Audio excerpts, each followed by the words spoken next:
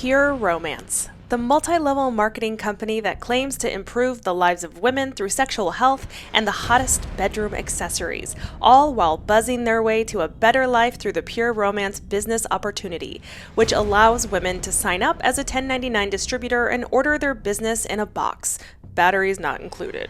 I remember asking them specifically, why does our catalog lack diversity? And what they told me was that stuff just doesn't sell. No. No.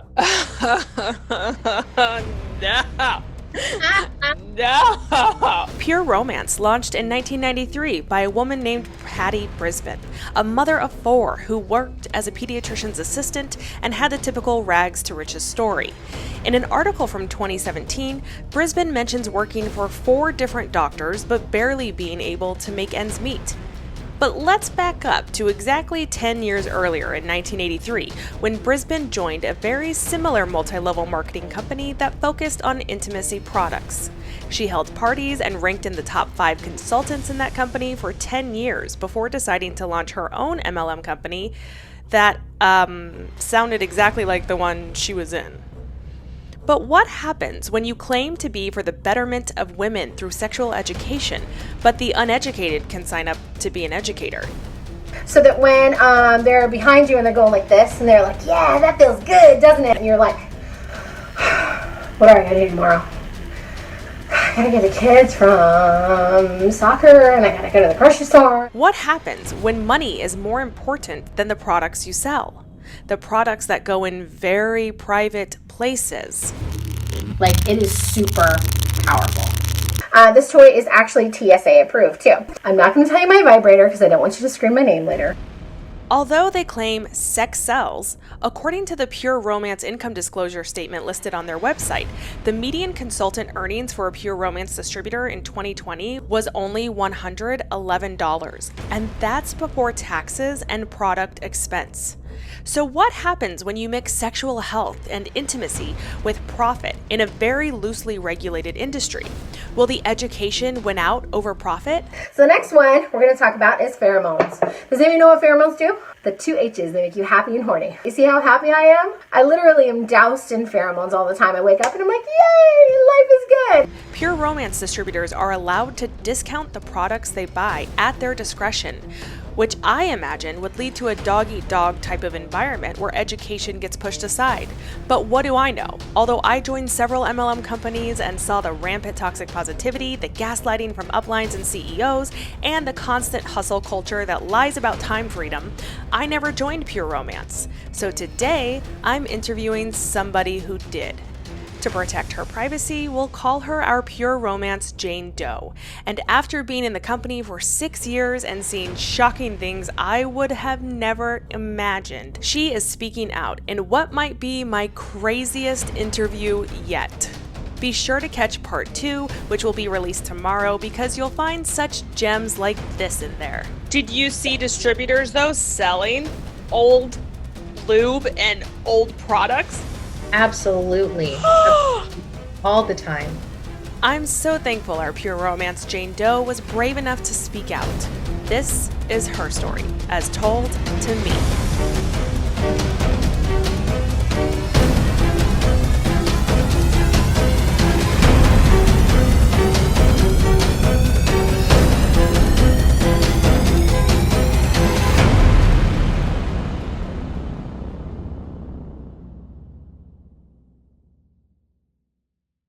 Hello and welcome to the channel, our Pheromones Jane Doe. I'm so happy you're here. And I know that I can see you right now, but my audience will not be able to see you. And that's for many reasons. Why don't you first tell our audience why you wanted to remain anonymous? I don't have the financial means to defend myself. And Pheromones has definitely gone after ex-consultants. So I want to make sure that I protect myself if anything happens, if they want to pursue legal action for some odd reason.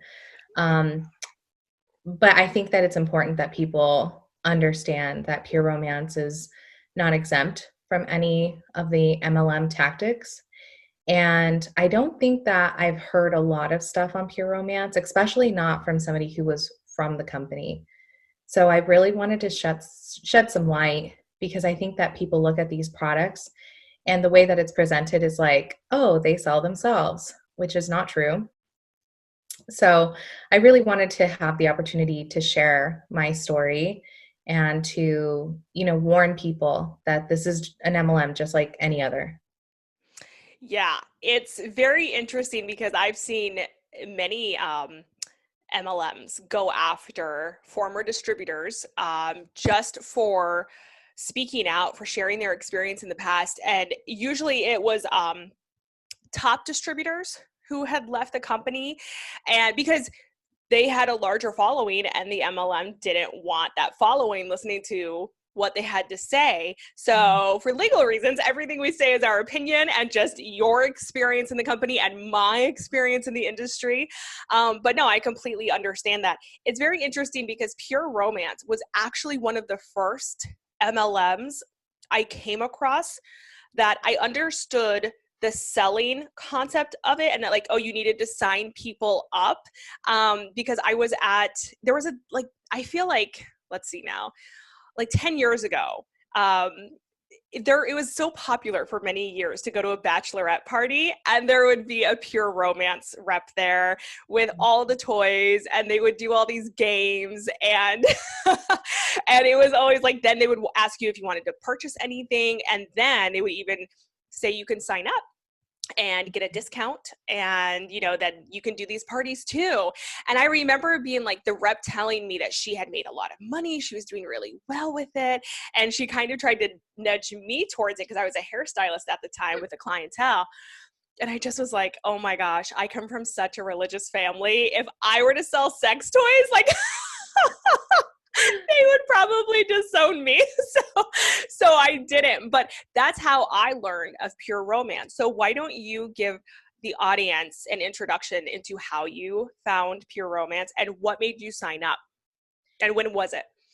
Okay, so this was in 2012. And I went to a party just like the exact same how you described it. It wasn't a bachelorette party. It was just like a small group of friends. I was really nervous. I had never really had gone into like a sex toy shop or anything like that.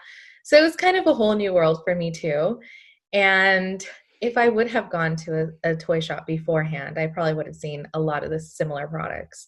But because I hadn't, a lot of this was like totally new, and it blew my mind. I was like, oh my gosh, this is so cool. I love it. I was so excited. And this actually was with slumber parties. So I initially joined slumber parties, and then slumber parties was bought out by Pure Romance. So it wasn't even, and it wasn't like a choice either. Like, well, they did give us a choice. They were like, either you forfeit your business or you join Pure Romance. Because we kind of just woke up to an email that was like, congratulations, you're a Pure Romance consultant now, which was very weird because we had definitely been coached into feeling like Pure Romance was the enemy. So then you wake up, yeah, like some parties would always talk mad crap about Pure Romance. And then you wake up to an email that's like, hey, remember all those people we talked a lot of crap about? We sold out to them. Yeah, exactly. Yeah. So it was like really awkward first training, but whatever. We were conditioned to think that this was a really great idea and that we were so lucky to have been bought out instead of just, company go bankrupt. So, so I started with slumber parties. It was just like that night. Like I just signed that very night. Like I didn't even buy products. I just signed that night. Was it with somebody you knew and trusted, or it was the rep there? It was like so they did the party, and then after the show, you go into the consultation room, and I had like so much stuff on my list already. And she was like, well, you're already going to spend X amount of money. You might as well just sign up to do this. And I'm a very balls to the wall kind of person. If I'm going to do something, I really commit to it. So I was very hardcore. Like when I first started, I definitely drank the Kool-Aid, the pink Kool-Aid.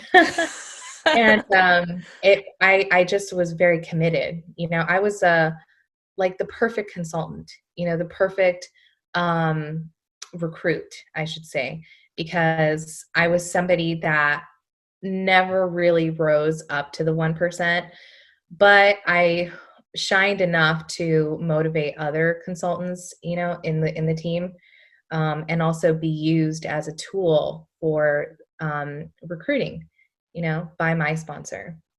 Your emails stuck out to me because you specifically mentioned that you just wanted to share your story with me. You didn't even think that I would like ask you to come on the channel. You were just like, I think the story of the 5 to 7% need to be told because that was me. That was my story. And I experienced everything you went through. And I was like, that's absolutely true because, and here's the thing. It's not just about the top 1%. All stories need to be told. I've shared stories of people who haven't been in the top, who lost money, you know? And what I noticed as when I first started my channel is that regardless of where somebody was in the pyramid, whether they were at the top or the bottom, we all had the same cult-like tactics used on us. But the 5 to 7% girls and men, men and women, they also, like you said, they were good to show to the team is like, hey, look, this person's made some money. They just made some sales. They're rising up. Like you can be where they are. Don't look at the very top. You know, like those people, it might be hard to relate to them, but look at this person because she was just where you were. So how did that affect you and how long were you in? What was so exciting in the beginning? And then when did you start noticing like, oh, wait, something's off? Yeah. So I was in for almost 7 years. It was almost 7 years that I was a part of it. The last year was the year that I just felt kind of indifferent. I wasn't excited at the conventions anymore.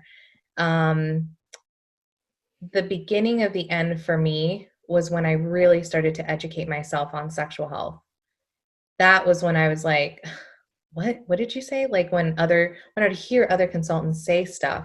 Okay, girl, we need to dive into that. Let's dive into the sexual side of it all. So because you mentioned that in the email and I was like, of course there had to be reps giving out horrible misinformation. Like, because I was in a skincare and cosmetics MLM and I have my cosmetology license, you know, but there was a lot of, I mean, most people who joined, like they didn't, and I would see misinformation being given out by people who don't know better and the company not doing anything to stop it. So let's dive into that. Tell us some things that you saw and then realized later, we're like, oh no, big red flag. Yeah. So of course the company is very heteronormative. It's very much so like, men and women having sex focus, you know.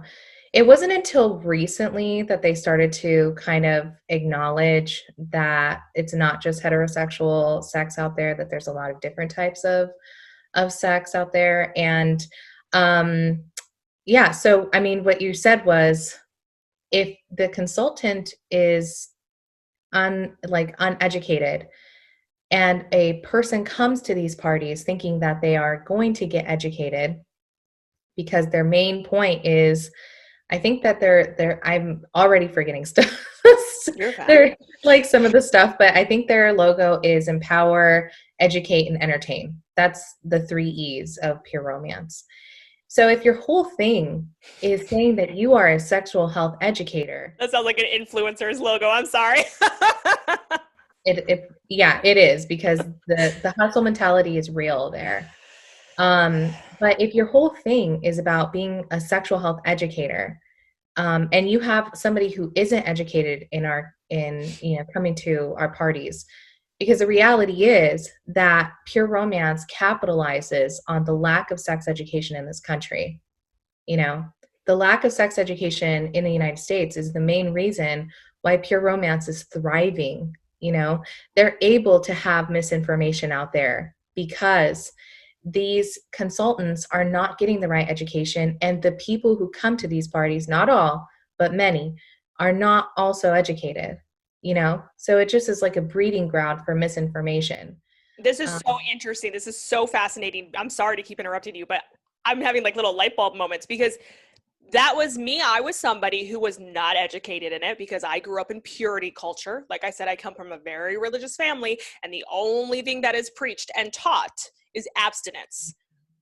Right, which doesn't work. And so, you know, and to talk about that and to talk about a woman's sexual health is taboo. And so, yeah, I remember in my early 20s going to these parties and feeling like I was like sneaking there and doing something that was like bad when it's not at all. But you're right. Like, I didn't even think about that. Yeah. Yeah. So, I mean, you have consultants, though, that are told over and over and over again, you're a sexual health educator and you're a sex ed educator and blah, blah, blah, blah. And it gets really difficult to actually educate these consultants, some of them, most of them, because they really do believe that they are educating. But the reality is that the sex education that is provided by Pure Romance is minimal at best. I actually, before this interview, I remembered that I had printed off a bunch of the sex ed stuff on their website, on their back office. They have a tab that's called sexual wellness, and just a bunch of different tabs of different topics of sexual wellness, like vaginal dryness and stuff like that. And just looking through my old notes, and they're really not that old. It's only like a year or two old. Everything is just like one sentence here and there of like, why do people experience vaginal dryness? One sentence, or like bullet points, nothing that really gets into depth into why women experience this stuff or what estrogen has to do with it, or et cetera, et cetera. Like, there's just nothing that really goes, it's just very on the surface of just enough to say that they are sexual health educators. But let me tell you something, even in the resources, the book resources that I found today, I was like shocked, because even when I was in the company, I didn't even really acknowledge this.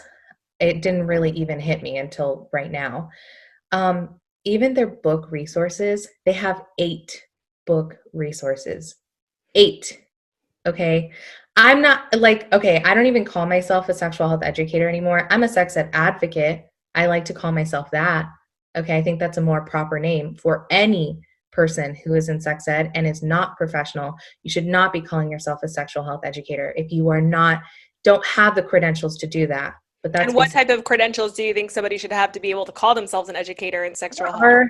There are a lot of programs out there. There are some through the Kinsey Institute that you can get for sex education.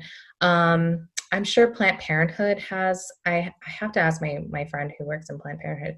But I mean, I believe there are other, like other coaching style of credentials that you can get out there that, you know, the problem is that there's nothing in Pure Romance that solidifies or actually validates the fact that you are an educator. Besides the fact that you bought a kit, that's it. I'm not even a sex educator. I don't even feel like I'm like a real sex educator. I have about 50 to 75 books on just sex ed in my bookcase right now. You know, the company only has 8. That's disgraceful. And 3 of those are the same book, are Our Bodies Ourselves, which is a fantastic book. If you want to know about sexual health, I mean, just about anything and everything is in that book. It is like a woman's Bible, seriously. Like, they have everything, not even a woman, like any person can find benefits in that book. It's huge. And they have that book, like 3 different editions of it. And then 2 of the other ones are Patty Brisman's books, which is the founder. And it's like, I own one of her books still, and the stuff in it is not terrible, but it's just kind of copy and pasted from like other, you know, obstetrics type of of resources out there. It's not hers. It's just general knowledge, you know, but our sex education in this country, in the United States, is so minimal. Okay. It's so just tiny that it just flies over the radar. Nobody really notices this stuff.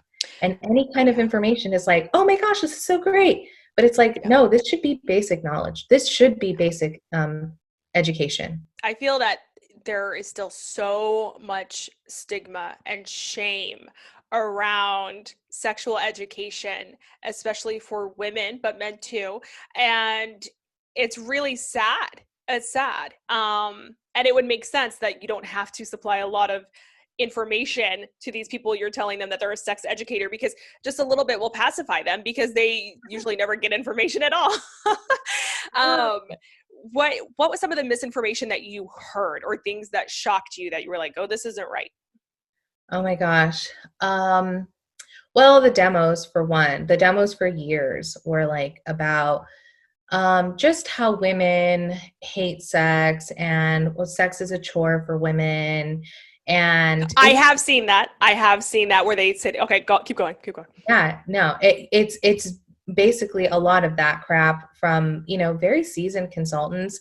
They'll do their demos and then they'll make, you know, I understand like some things are funny in sex, and sometimes it does get boring and you want to spice things up. Like, that's normal. But to say that everyone's sex life is like that, and that, you know, playing into the stereotype that women don't like sex is just, why are we perpetuating that? Women love sex just as much as men. Yeah. You know? You know what I'm saying? So the one other thing that I heard that I just will never forget is I was on a cruise, and this chick from Australia, because Pheromones is in South Africa, Australia, Puerto Rico, New Zealand, and Canada, I believe. Oh, wow. They're trying to go global. And so there's this chick from Australia, and she was like, oh, well, we were talking about something. And then she was like, yeah, well, the Just Like Me, which is their lubricant. She said, well, yeah, the Just Like Me is great because, you know, it protects against STIs and STDs. And I was like, what? Why are you saying that? That's such a lie. Don't say that. She was really pissed off at me. She was like, well, that's how we were educated in Australia, and I'm just going to keep saying it like that, and I don't care. And I was like, that's shady. I was like, you are spreading misinformation, and you could be the cause of somebody contracting an STI or an STD, and you don't have any remorse about that? Like, why are you doing that? You know, they're just stuff like that. Or like other consultants would be like, I remember this other one, she would say, or she said, she's like, yeah, but really, like, who's the guy? Like, who's the guy in like a homosexual relationship, whether it's like a lesbian or bi or whatever? And I was like, what? Why are you saying that? She's like, well, you know, who's the guy though? Like, really? Okay, because there has to be like a guy in everyone. And I was like, no. And the fact that there's consultants in this company that are running around saying stuff like that really should attest to how terrible the sex education is in the company. Wow.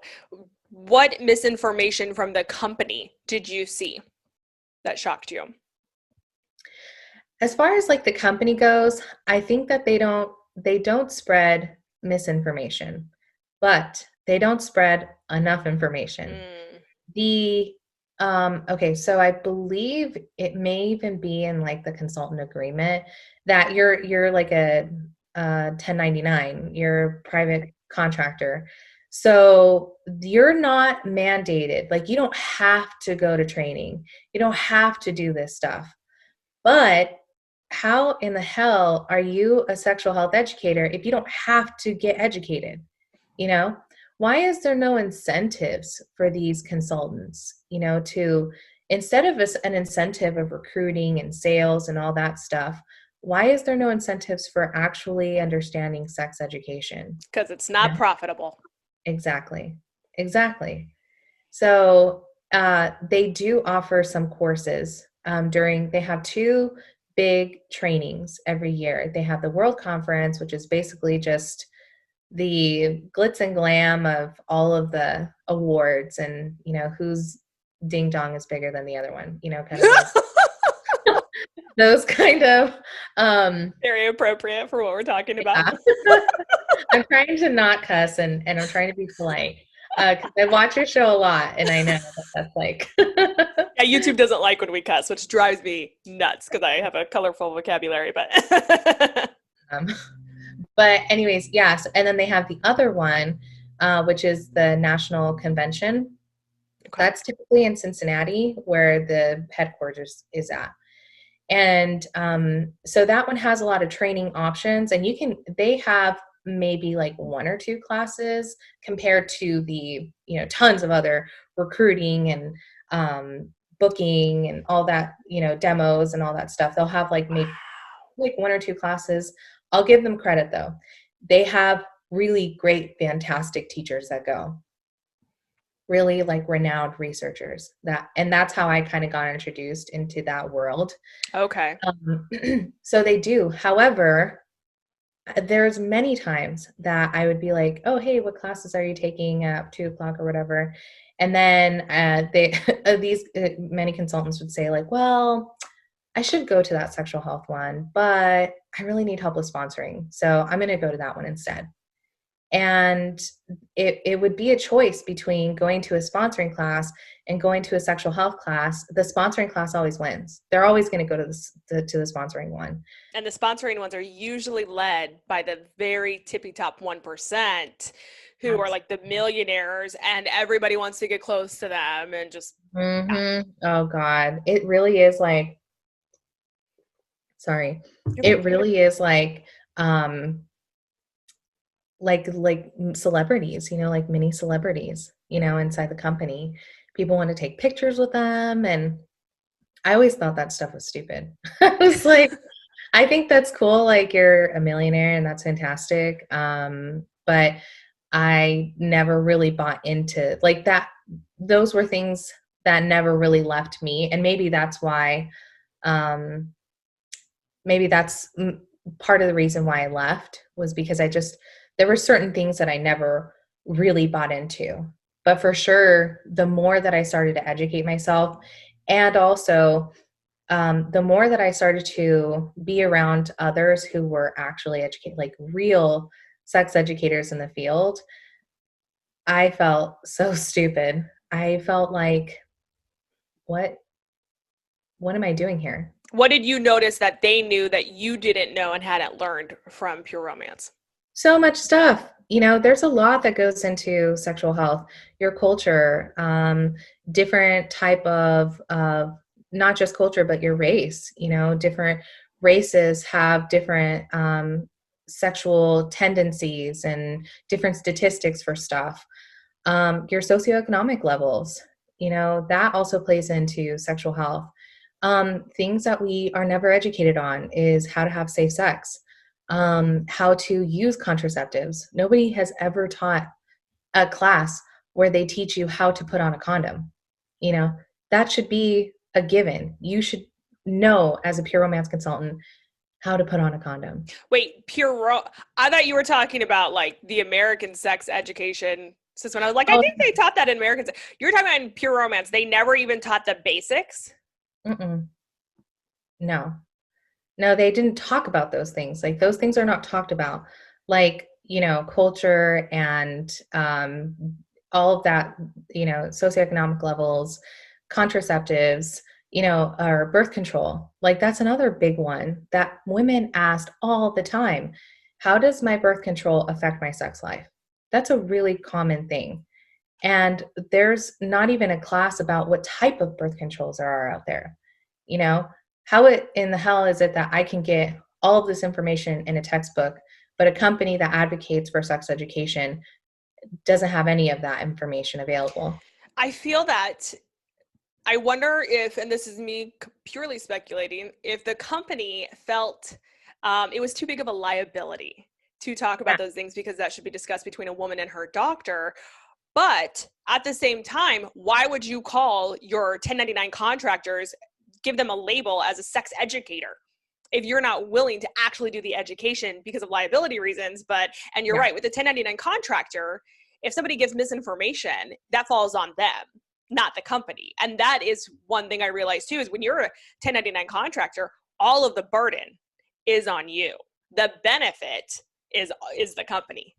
Yeah, absolutely. And I've definitely said that before amongst friends. I'm like, the reason that Pure Romance doesn't educate is one, this is my opinion on it, is one, when you have a 90% turnover rate of consultants, it's really hard to get them educated if they're going to be out within 90 days, you know? And two, not even 90 days, I would say 60 days. I wouldn't even give them that much. Yeah, I noticed it was 3 to 5 months seemed like the average for me for when I was in. Yeah. It's pretty quick. I think it's maybe even quicker with Pure Romance because you have to, the minimum I think is 200 retail every 2 months unless they've changed it. So that's, I mean, if you don't get activated between the first 60 days, you're not going to stay in the company, unless you're constantly buying stuff, which I have also seen. Definitely have seen women put down a lot of money to just stay active, for no reason, honestly. But yeah, so the other reason is because of that liability that I believe is it would be a liability for consultants, for Pure Romance to extensively educate consultants. One thing that I did really like that they had was they had this program through Indiana University, and it was a great sex ed program, and I actually took it. And that was kind of like the beginning of the end for me because I really started to educate myself. This was not Pure Romance's thing. This is Indiana University's thing. And they offered it. It was like a program they offered to consultants through Pure Romance. They did away with it. Maybe because they realized people were getting educated and leaving. Probably. There was definitely stuff in that program that didn't fit well with Pure Romance. Like saying, an example would be like the pheromones, saying that, there's no real scientific evidence that pheromones work to spike someone's sexual interest, because these are these are synthetic pheromones, so. I forgot about that. Because they would always talk about the pheromones at the parties, and they would be like, buy this spray. Like, you will be so desired with this spray. I forgot about that. Oh my gosh. Yeah, literally, and like everything has pheromones in it. So imagine, taking a course that tells you like, it doesn't, there's nothing that actually proves that. Maybe, so the way that I got around that, like afterwards, so I could feel ethically not bad, like I'm like not going against my moral compass, I'd be like, well, I wouldn't say that it was a sex attractant anymore, even though it says it on the bottle. I would just tell people like, it's just a perfume. Like if you want to smell different, then add this to your perfumes or whatever. And then I noticed that I started doing that for almost everything. Lingerie, I was like, you know what, honestly, this is the same lingerie you can get at a sex shop for about 50% cheaper. Did they claim the lingerie had any special powers? The lingerie is just like really overpriced, like ridiculously overpriced. Like every MLM product. Yeah. I think it's the same people from the people who, as I think the logo is called Dream Girls. The Dream Girl, they sell that at Spencer's. Okay. Oh. They sell that at Spencer's Gifts, like in the mall, like it's the same exact lingerie, the same quality of lingerie. Like you're not getting anything significantly more nice or, there's some that are exclusive to them. I don't know about those. I don't have a comment on those ones. But for the most part, like the actual, like most of their lingerie comes from this company, and they're not really that anything significantly special for the price that you're paying, you know? Right. The other complaint that I would often have with, I would, tell the board of directors, I'd say, why is our catalog so lacking in diversity? If we're here to empower people, there was almost no women of color. At the time when I made that complaint, there was one woman of color, one. And she was in the back of the catalog, and it was like a flip open type of page. And that was it. There was no other women of color in the catalog at all. All of the rest were definitely white and like Barbie shaped, and even like the plus size girls were like not that plus size, like Right.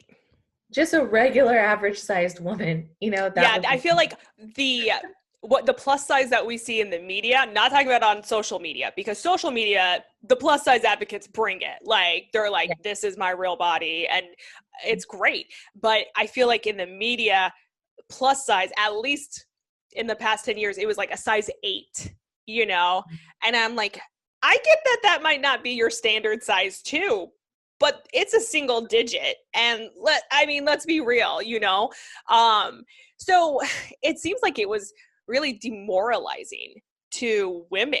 And I wish I could say I was surprised that there were no Black women or Asian women, or that it was, just mostly white women featured, but I'm not surprised by that whatsoever. But yeah, just the fact that they would say like, oh, women don't like sex. And I understand that was probably a rhetoric that a lot of the uplines started using in their trainings, and it took off in the company, because obviously most companies are not going to come out and say something like that. That could be a huge liability. But I also saw things like that in the companies I was in, where there would be trainings and ridiculous claims were being made, or things were being said that it was like, whoa, this is not legit. Like, you shouldn't be able to say that. And the company never stepped in to stop it. They never reprimanded anyone. It was like, let it run free, the wild, wild west. It was absolutely ridiculous. What other types of crazy claims or things did you hear or see from, within the community of distributors? I think it was mostly just that, like, just such a lack of information in general, like a consultant would go up and they wouldn't really understand the why or the how of some of the products. So some of the other products that would be kind of looked at like the almighty great product would be like the vaginal tightening creams and stuff like that. First of all, any sexual health book that I've ever read has always, really been against douching and putting anything foreign inside the vagina that it consists of chemicals, but then here's the sexual health company saying, here's this product, you should put it inside your body. Everyone else says, every professional says not to do this, but you guys, we're sexual health educators, we know better, And I should say this much: Pheromones does not give consultants that title. It is just a title that they give themselves. Pheromones only says like, you're a consultant, senior consultant, advanced consultant, whatever, but it's exactly how you said. It's the wild, wild west. They're all calling themselves whatever they want. However, in every single convention that I've been to, they kind of self-proclaim themselves as like the front line of sex education, which may be true for some areas, but let me tell you this much. There's a reason why so many consultants, I would hear this very often, where they would say, oh, I have a nurse party on Friday and I'm really nervous about it. And I'm like, why? And they're like, oh, I just don't know. The reason why they're nervous is because they know they can't BS a nurse. They know that a nurse knows the anatomy of the body, and they know that that's not going to fly with them, Yeah. Yeah. Wow. Eh, The vaginal tightening creams, all those things. Oh my gosh. Yeah, it's very scary because you're right. We have such misinformation out there when it comes to sexual health. There have been times that I have seen like lube that had honey in the ingredients. And this was at Walmart. Okay. And I remember this was years ago. It's probably like a decade ago. And I just remember reading the ingredients and being like, there is no way I'm going to use this. That would be an instant infection. I mean, Absolutely. it is scary. And then if you have in the MLM industry, if somebody hasn't been in it, I don't think that they understand that it's like, you're right, like education is not the most important thing. Profit is. And that they always say like, oh, success loves speed. And so you try and do everything really, really fast. And education takes time. Awareness takes time. And when it comes to sexual health, I mean, it's scary how unregulated this industry is. And telling women like, oh, I just can't get over that they would like say that, like, oh, women hate sex. Like, Yeah. I feel like it hasn't been until recently because remember how I told you that I asked the board of directors about like, why is our catalog so lacking in diversity? Like also women with disabilities, they like having sex too. We've never had a person of disabilities in our catalog ever, you know? So it's such a very small margin of people represented inside the catalogs already that is supposed to be such an inclusive company. Not to mention that men are not allowed at parties, but that's for another, you know? they're not So allowed. no men are allowed at any parties. What? And is that the rules of the company? Absolutely. Yeah. No men are allowed to go to a show. They can go shopping afterwards, but That they're is so not allowed to eat. discriminatory. Yeah. I don't know how they get around it, honestly. I have no idea. It was just a rule and, that's what it is. And from what I heard was that they considered it like solicitation, like, a female soliciting sex to a male. I have no idea if that's true, but that was just like the rumor in the company. So wait a minute. These sex educators can't speak to men at parties because their education could be looked at as solicitation for sex. Because Where does that make sense? Because we would be selling a product, selling a dildo at the end. So then that would be considered selling sex. I have no idea how true that is though, but that was just the rumor. But it's not selling sex. Oh my No. goodness. I know. And it got really hard to like tell, hostesses like, sorry, no husbands can come to this party. And they would be pissed off all the time. They're like, gosh, I have to kick out my family. I have to kick out my husband for hours. That it felt really wrong, to totally leave somebody else out.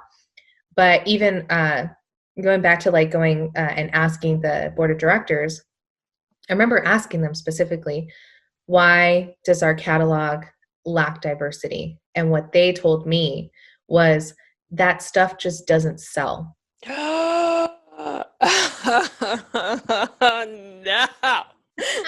No. Oh, I cannot. So the board of directors of the company, did they tell you that via email or what? No, it was like a board of directors on Facebook. Like they have their own I think it's called, I don't know what it's called, but they have their thing on Facebook. It's like a massive thing where all of these leaders are at. Is it a group, a private group, or a business page?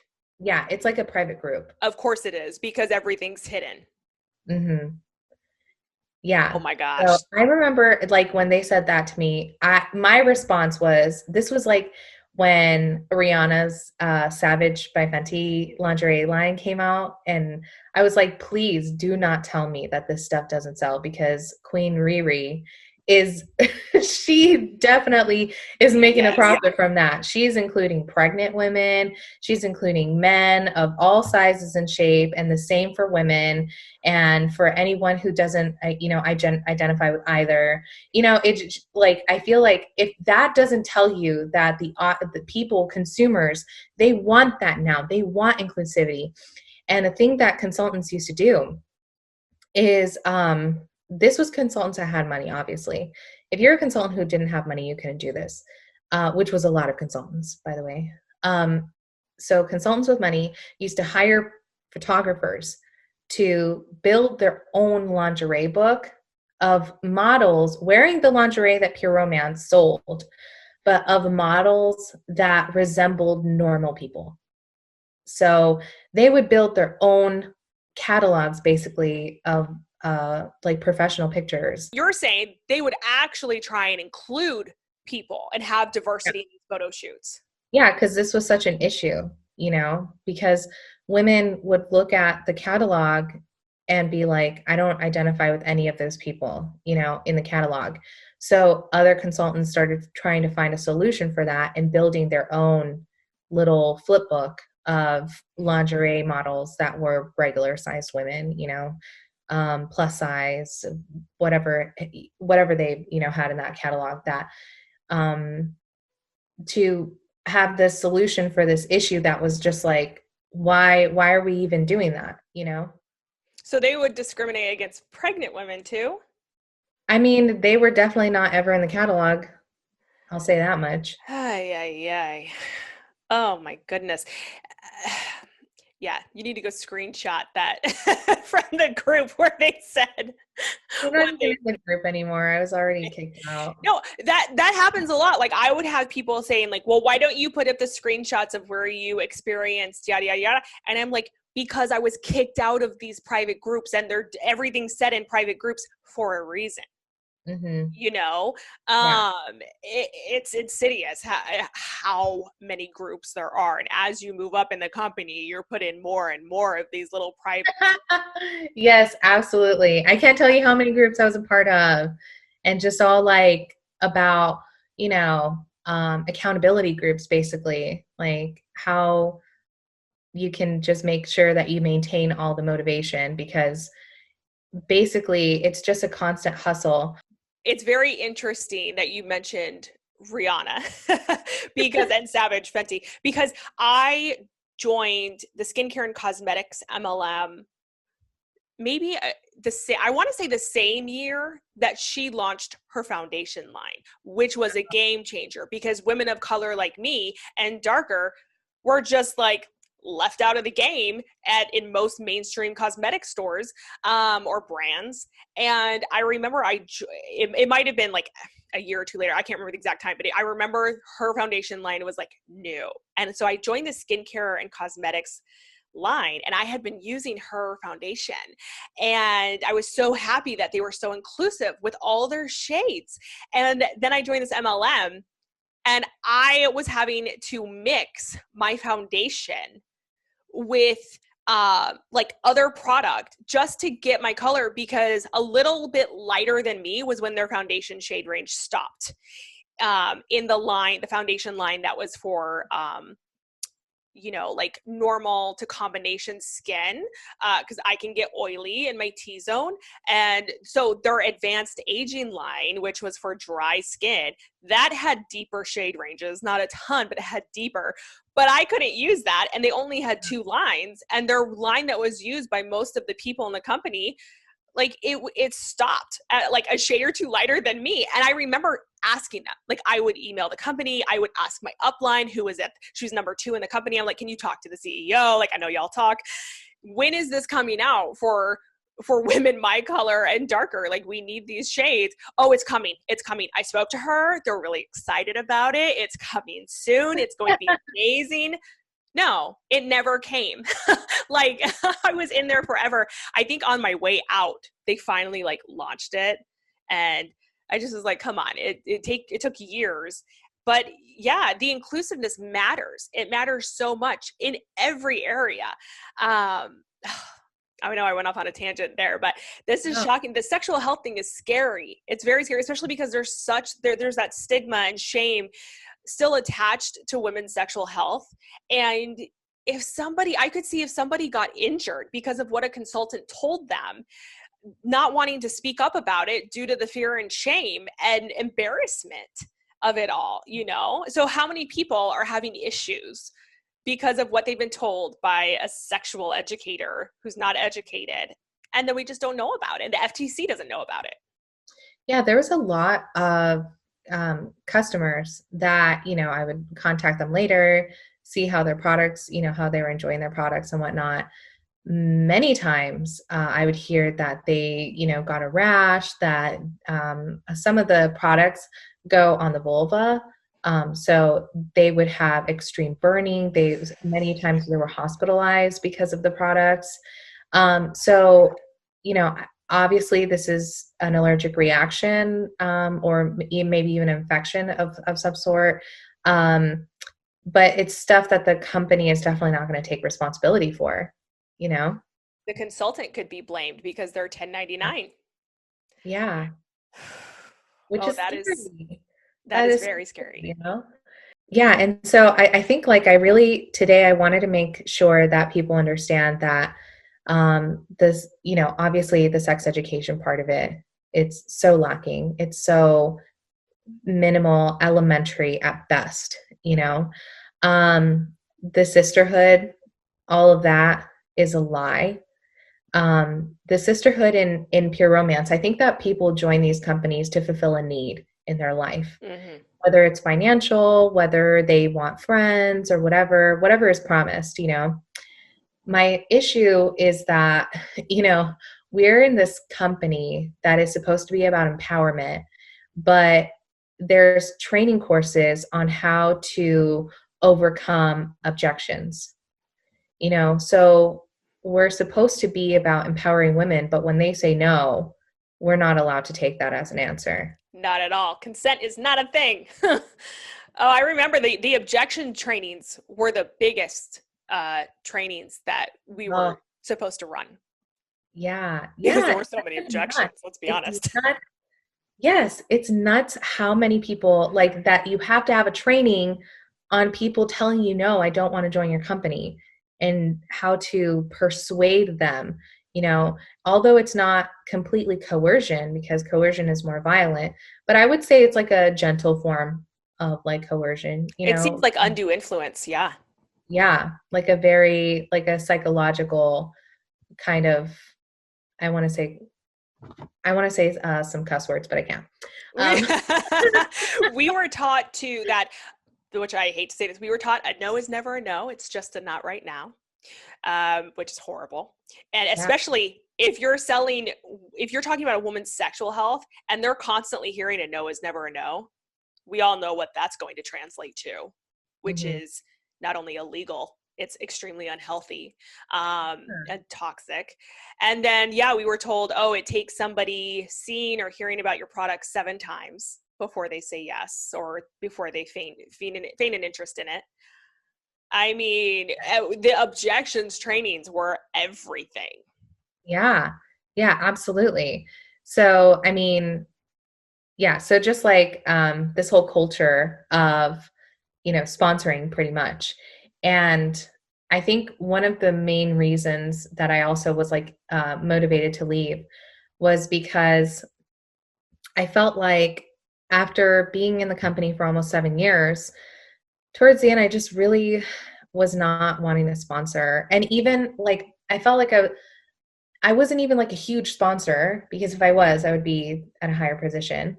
But even when I did sponsor, I always felt responsible for these people. And maybe that's why I was never a big sponsor, because you have to kind of separate yourself and dismiss your values and your ethics, and your moral standing on things if you're going to sponsor a lot of people.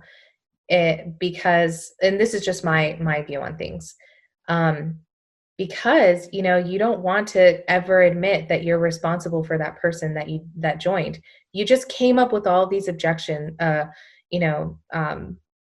objection answers for them to ease their concerns of like, oh, don't worry, you're gonna, it's so easy to book a party, and it's so, you can find clients anywhere, and you just start with your friends, blah, blah, blah. And they're like, well, what if I don't have friends? Like, you don't have one friend, you have a friend, you can sell to that person, so you've come up with all these answers for their objections, but you don't want to take responsibility for them failing in the company that you said that they were going to be successful in, So that was one of the reasons why I kind of struggled with sponsoring, because I always felt some sort of responsibility internally. I never expressed it, but I always felt internally like, oh, that girl, I know she only had $200 to her name and she failed, and I told her that she could make this work. Like, I'm an ass, sorry. You're good. Yeah, no, the sad thing is it's a lot of responsibility, and it's like you're managing this team of people, and there's a lot of cognitive dissonance that comes into play for sure. And things that might not be ethical, you're told, well, it's legal. Mm-hmm. It's legal. And so did it. And look how successful they are now. Yeah. And so that cognitive dissonance is really strong. And you're also told, this is your team. You recruited this person. You need to see them succeed. You need to help them in any way possible. But then you're also told when you fail, well, it's your own business. You're a 1099 contractor. You can't depend on anybody else. It's so unhealthy, the codependency and the boundaries that are crossed all the time in MLM. And that really creates like an incongruence between, it's left and it's right. Always. You're always being pulled left and right of like, you're totally not responsible for them, but if their success is your success and all this other stuff, Yeah. And that's why if you question things too much, you start to feel crazy. It's easier to just go along with it. Absolutely. Yeah, absolutely. It'll give you a panic attack if you think about it. I had those. Yeah, for real. I feel like I've felt such peace since I've left. Oh. It's been wonderful not having to worry about minimums, not having to worry about, is my party going to cancel tomorrow? Is that hostess still, did she invite enough people? All of these questions that you have, but you can't really express it inside the company, because if you do, you're told that everything that happens in your business is completely your fault. Oh, that person canceled, that's your fault because you didn't host his coach well enough. Oh, that person didn't have enough people there, that's your fault because you didn't teach her how to make sure that she had enough people there. Oh, those people showed up and they didn't shop, well, that's your fault because you told them, you didn't make it clear that they should come with money. And it's like, there's some parts of town that they just don't have effing money. Okay. And some of these consultants, let me tell you what, they were really honest about the fact that they're like, oh, I only go to this nice neighborhoods. I don't mess with those. They would say stuff like that. I'm like, that is messed up. Wow. I think that it was very evident that there was a very like a class style of way that Pure Romance functioned. Because I, like I said, I was like, I would be like, let's say I was like 5 years in, and another consultant would ask me like, hey, how long have you been in the business? Those were always the interview questions. Like when you're in convention, they're like, how long have you been in? Who's your upline? What's your rank? Those 3 questions were always asked. And I would tell them, oh, I had a lot of beef with my sponsor. I didn't talk to my sponsor for maybe 3 or 4 years, and then until after I left. Wow. Yeah, I was a lone ranger. I told my sponsor I was like, do not ever contact me again. What happened, if you don't mind me asking? Because that's rare, because usually the sponsor is somebody that their distributor trusts, that it could even be a family member or a close friend or a coworker that they signed up with, and you're expected to have that guidance from your sponsor or your upline for a long time, and the whole time you're in, and they're somebody you look up to. What happened that would make you not talk to her for 3 to 4 years?